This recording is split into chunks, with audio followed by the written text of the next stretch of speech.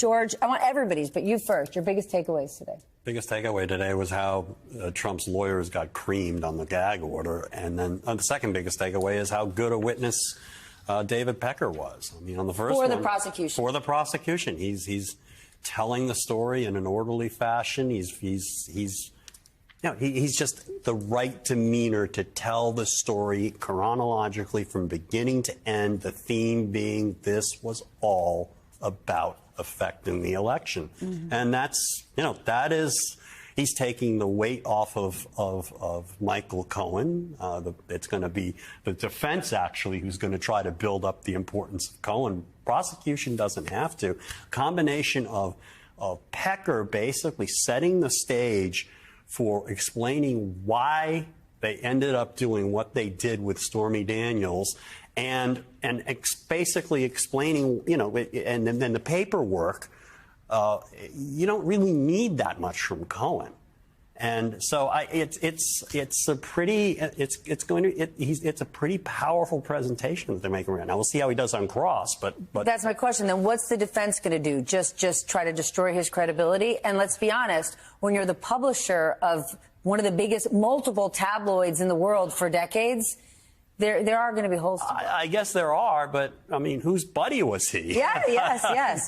So I'm not sure how they're going to do that. I'm sure they've got something, but if Pecker acts with the demeanor and with the calmness that he has been showing in the courtroom, and doesn't try to fight on cross and do the things that you don't want witnesses to do on cross, like get defensive. Just stick to the facts, concede what you have to concede. He could end up being just his credibility could end up winning the case for the prosecution alone. But we'll see. We've got several weeks to go. What did you learn today, Charles? Conservative lawyer side, I have to agree with George 100% on this one. I think that the prosecution had a really good day. It's one of those things where, on one hand, you sometimes want to do your best as a lawyer, but they got a lot of help in terms of the gag order proceeding and how poorly Donald Trump's defense team did there. To go further with what George was talking about, a large part of the defense's case is going to be built on trying to chip away at the credibility of Michael Cohen as well as Stormy Daniels with regard to her ulterior motives. With a witness like David Pecker setting the stage in front of this jury the way that he did, you don't have to rely on their credibility as much, such that when it comes down to summation, you can say, look, you don't have to believe Michael Cohen. You don't have to necessarily like or believe Stormy Daniels. Look at David Pecker. This is someone who knew Donald Trump. This is someone who had a relationship probably longer than any of the witnesses that you're going to hear with Donald Trump, and listen to what he told you. That is going to be key. And then with regard to the gag order hearing, Stephanie, they blew it in grand fashion. Okay, but hold on. They blew it in terms of the performance today. But when it comes to the consequences, what is Trump really going to face? $1,000 for each one? Big whoop. Is he going to go to prison? Really? Well, jail. Okay. I mean, I don't know that they blew it in terms of the performance. The problem was that they had nothing substantive to say in Trump's defense. I mean, the arguments that they were making were complete BS. One was, oh, well, some of these were just retweets. And the other was, well, he was defending against attacks. It's like, okay, well, there's no exception in the gag order for defending against political attacks.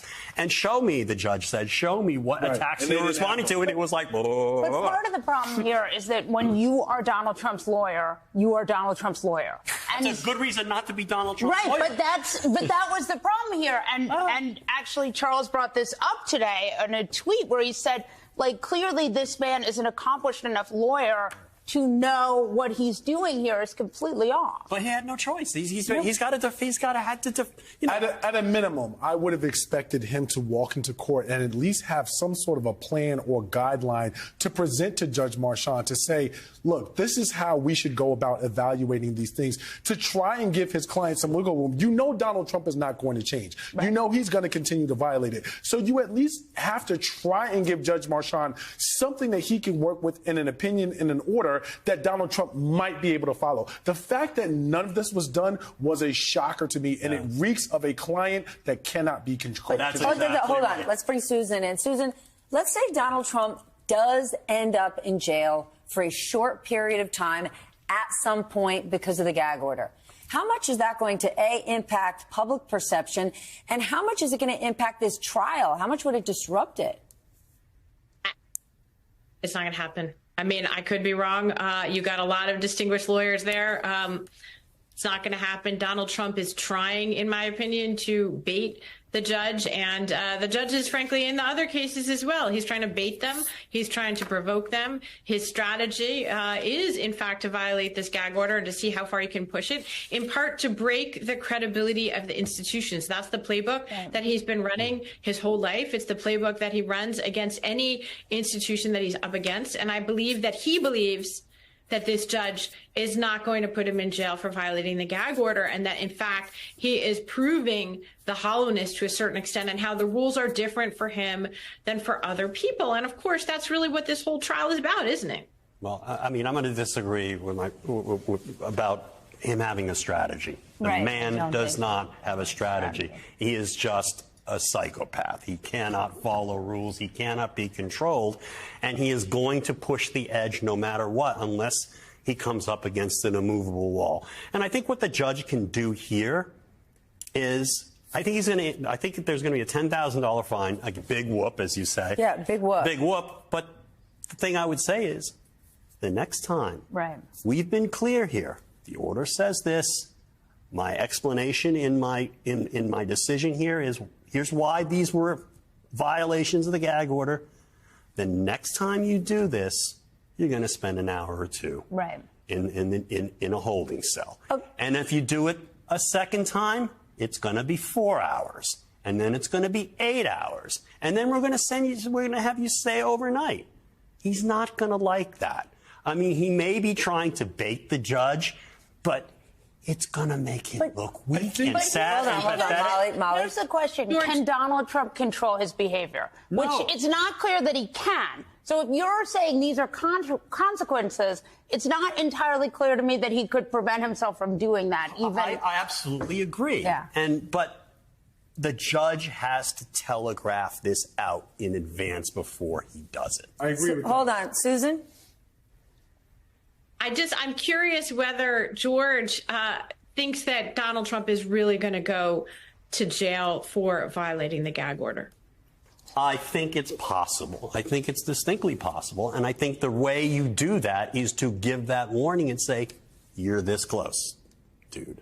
You are this How close. about the fact that it's day 2 and Mershon tells Trump's lawyer, you're losing all credibility? Like, can that not get lost here? This is why I said they blew it. You cannot have as much trial in front of you and have a judge who's presiding over that trial tell you that you are losing credibility. Because guess what? Once it's gone, it's very difficult, if not impossible, to get back. And you don't want to have to deal with that. In addition to trying to wrangle one of the most difficult clients in judicial history, that's not something that you want to have to sort of balance in terms of what you're dealing with as an attorney. In terms of what Mershon may do, I do believe that he is going to lay out a plan to go forward. But I disagree about the strategy. I have said for a very long time, and I maintain, he is intentionally putting pressure on the refs across the board in all of his cases. Why? Because one way or the other, he finds a way to spin the narrative and he benefits. If Judge Mershon throws him in jail for contempt, he is going to turn around and raise insane amounts of money as a martyr. If he doesn't, he continues to act like a wild man. But can I add just one thing quickly? For so long, everyone has said you can't hold Trump accountable because this will happen or that will happen. You know, it's happening and it's fine. There's like no one outside that courthouse. That's exactly what I want to talk about. So this whole idea, and then he's going to raise insane amounts of money. Are you so sure about that? In 2016, there were massive crowds. There were people day in and day out standing outside Trump Tower. I was standing outside Trump Tower, and you know who was peeking to see if he showed up today? Passersby who were going to Tiffany's or to look at the Gucci store. And so the story of 2016 was this MAGA crowd. But it seems like the story of this trial in 2024 is that it's awfully quiet outside that courtroom. Yeah. I think it's a difference. Donald Trump, the candidate, and Donald Trump, the defendant, are sort of one and the same in this really interesting amalgamation with what we're watching here. I don't necessarily think the public support of coming down to the trial at this point is going to be what it was when he was a novelty in 2016. But I still believe that he is going to be able to galvanize the financial support from other people across the country if he positions himself as the martyr that he wants to believe that he is. He's growing old, though. He's running. He's tapped these people out. And that is the problem. And the FT, it reported that he has 200,000 less small dollar donors. I mean, that's a huge number. And even in these primaries today in Pennsylvania, you know, Nikki Haley got, you know, a really good percentage, not even in the race. After months of uncertainty, the Senate finally passed that $60 billion aid package for Ukraine, ending a months-long stalemate that began in the House and delivering a major political victory to President Joe Biden. Susan, Molly, George, still with us. Susan, for a time, it felt like Ukraine aid was never going to pass. How big a deal is this? Yeah, I mean, first of all, let's note that it's extremely important in terms of the timing for Ukraine because of the delay. The Pentagon ran out of the ability to keep supplying weapons to Ukraine. Russia has gone back on the offensive in Ukraine on the ground. They were running out of ammunition. There were literally commanders reporting that they were unable to fire their weapons at the Russians because of this aid holdup in Washington. There was insufficient air defense at a time when Russia was launching some of its deadliest attacks on civilian targets and energy infrastructure across Ukraine. So this had a very significant real world consequence that Republicans for months refused to allow even a vote on this. I think it's a very significant moment. There's real concern that without this aid provision, which is an additional nearly $60 billion for Ukraine out of the total bill of nearly $95 billion, that, this comes almost at the last possible moment to make sure that Ukraine does not suffer major losses, territorial losses to Russia as it goes back on the offensive. One's on the trail, one is on trial. Molly, they get this thing passed today while Donald Trump is losing it in court. So amidst all this, is Joe Biden winning here? I mean, this is a win for Joe Biden. And remember, this House came in and they had bold plans, right? They impeached a cabinet secretary, first time in more than 100 years. They tried to impeach Joe Biden on vibes, a vibes-based impeachment. And everything that they have tried has really failed. And they even had to wait on their appliance week, their appliance messaging bill week. I mean, this has been a tough Congress for them, and they keep losing members. And in fact, I think the most meaningful thing that happened was that Marjorie Taylor Greene, who still wants to get rid of Mike Johnson and is still trying to put together this coalition of her and Paul Gosar to get together and Thomas Massie to get together and get rid of the speaker, was sort of told by Trump, right? Trump went on a radio show yesterday and sort of told her to back off. So I don't know what's happening here, but this is wild. And you have Republicans. MTG and the Gosar All-Stars are losing their footing. And you have 4 states where Republicans are running against each other in primaries. I mean, if this is not disarray, I don't know what is. Here's what I want you to explain for us, George. Mitch McConnell, of all people, had an interesting take today. He offered high praise for this bill. And I want to share why he explained this thing took so long to pass. Watch this. I think the demonization of Ukraine began by Tucker Carlson, who, in my opinion, ended up where he should have been all along, which is interviewing Vladimir Putin. And so he had an enormous audience, which convinced a lot of rank-and-file Republicans that maybe this was a mistake. That's kind of a wow. That is a wow. And from Mitch McConnell. He's not wrong, but there's this other guy who was complaining about the air conditioning in a Manhattan courtroom today, who also was substantially responsible for this. We should be talking about him as well, the one who wants to give Eastern Europe back to the Russians. But what he's saying is that his own party, members of his own party, aren't thinking about governing. They're not thinking about the country. They're thinking about the media, the right-wing media, and how they can appear. Right, but they're not. You know, they don't. It's all, but it's also all about opposition. It's opposite. If Biden wants to help a country, therefore it's bad, and that's basically Trump's view. If Biden wants to have border security, we have to stop it. Right. We have to. You know, it's all just this oppositionism. You're defining the right-wing media defines conservatism by saying, well, these other people are for X. We have to be. We can't be for it. And you know, even if it's the national interest of the United States that's at stake. In some ways, Susan, Mitch McConnell making a statement like that, is he sort of admitting that he's lost control of his Congress? Excuse me, of his conference.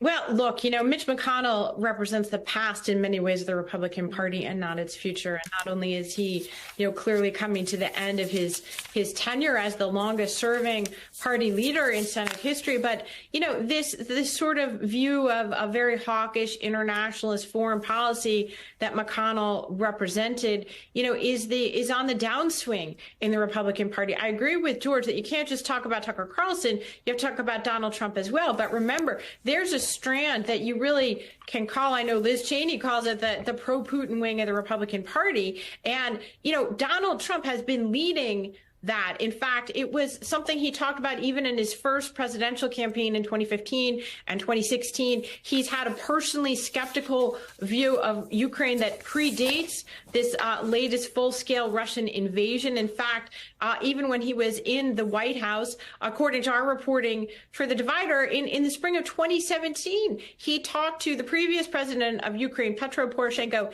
in the White House and looked him in the eye and said he didn't believe that Ukraine was a real country. You know, and so I just think this is core to who Donald Trump is. And he has actually polled millions of Republicans who wouldn't otherwise be inclined to support Vladimir Putin. And he's turned this party into this sort of his own Alice in Wonderland view of foreign policy. So I think it's much more about who Trump is as a politician and showing in a way that this cult of personality around him is such that he can bring millions of Republicans with him. To the fact that he's not more vocally opposing the bill right now is fascinating to me. And I do wonder if there is a calculated sense among Republicans, including the new Speaker Mike Johnson, that they didn't want to be blamed for Ukraine doing poorly on the battlefield in the midst of this presidential election here in the United States. But whatever the reason, it's a very important victory right now for anyone who cares about Ukraine. This is a major, major step forward. And for many months, it wasn't clear that we would get to this moment. So, you know, you got to say that without Mike Johnson making that call, in the end, it would not have happened.